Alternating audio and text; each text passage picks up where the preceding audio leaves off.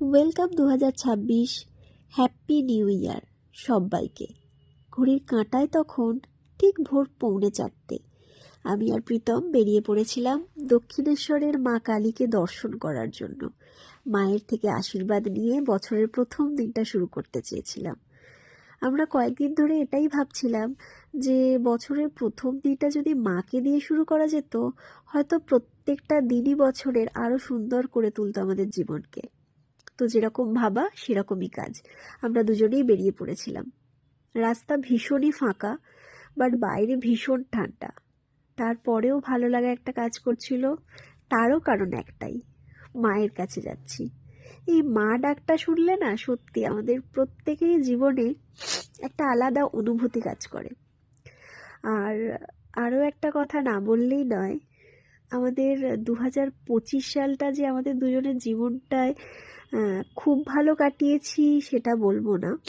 তো তাই দুজনেই ঠিক করেছিলাম যে এখন থেকে প্রতিটা বছরের প্রথম দিনটা মাকে দিয়েই শুরু করব, মায়ের থেকে আশীর্বাদ নিয়েই শুরু করব।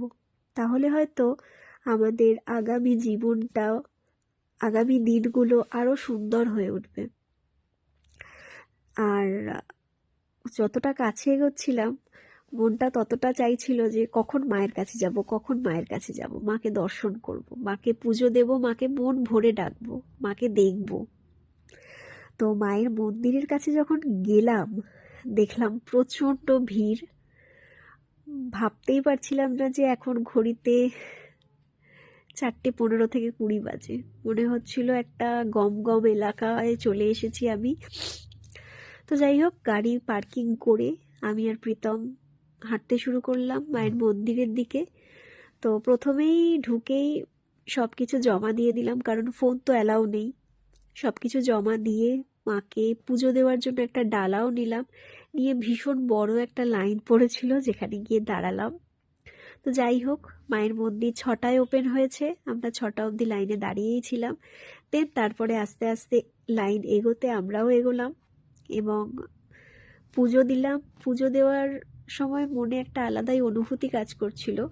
তো যাই হোক, খুব ভালোভাবে পুজো দিয়েছি। ভগবানকে এটাই কামনা করি ভগবানের কাছে, ভগবান যেন সবাইকে সুস্থ রাখে।